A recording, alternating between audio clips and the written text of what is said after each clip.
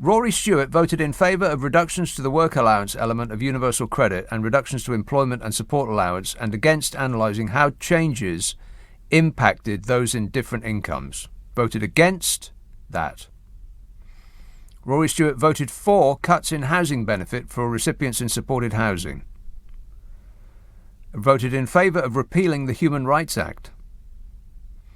Rory voted against making the removal of work-related activity component from employment and support allowance conditional on an impact assessment, and against requiring Parliament to approve details of implementing the change. That's very complicated. I lost the thread of that about halfway through that sentence. Voted in favour of cutting universal credit benefits for many people in paid work. Voted for proposed cuts to tax credits and against investment aimed at growing a productive economy. Voted in favour of reducing the amount of people are paid in tax credits. You know, it doesn't seem nice, really. You just scroll. This is from the They Work For You website, which is a good resource. You know, if you think, oh, well, that politician looks nice because they appear nice on television, or they appear on television, you think, well, that's not Boris Johnson, so they get my vote. Just look up the website They Work For You, and you'll see what they are actually like. And it's almost impossible to find a Conservative politician who does not vote in the following ways. Against, well, I mean, the specifics of it you can look up yourself, but they almost all, I haven't found any that haven't voted for reducing the amount that the poorest in society are given. They all vote for the safety net to be removed. He's another old Etonian. They're all the bloomin' same. Happier people live in countries where the government takes a pool of the money that taxpayers pay and create a safety net. I mean, it just makes sense, doesn't it? That would produce a happier, more content and safe feeling citizenry. And that's, the Scandi countries.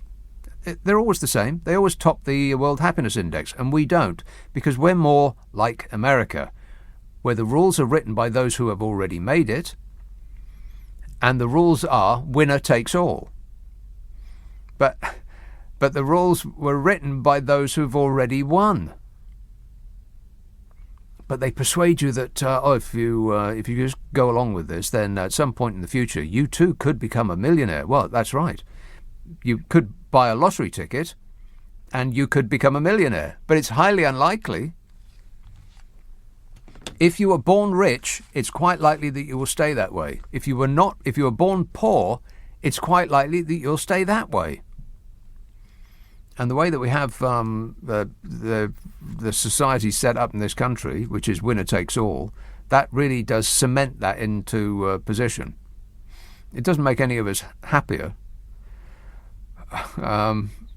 Why people defend it is just beyond me. I don't get it. They're defending a system that's actively working against them. Oh well. I've just found a more representative sample of the voting record of Rory Stewart. So let's see how nice he actually is. Almost always voted against paying higher benefits over longer periods for those unable to work due to illness or disability. Almost always voted for a reduction in spending on welfare benefits. Consistently voted against removing hereditary peers from the House of Lords. So that sounds like he votes for the upper class. You know, he likes the idea of unelected bureaucrats as long as they're upper class unelected bureaucrats, and against helping the poor, from at least from what that record implies. So just look them up. Everybody should actually use that. They Work For You. It's a website. You can look up your politician of choice and see not what they tell you or what kind of act they put on in public, but how they actually vote. Glasgow. Hello, Paul. Good evening, Nick. Paul here, your Glasgow correspondent. Oh, aye. on the subject you were talking about just before you brought myself in, that chap sounds like such a nice fella. From the rundown you were giving of all the things he was trying to change. Yeah, Rory Stewart, yeah. I mean, see, if I don't know how he feels about when you were to read something like that out, I would be quite shocked if I want to do all that bad stuff. It's just not right.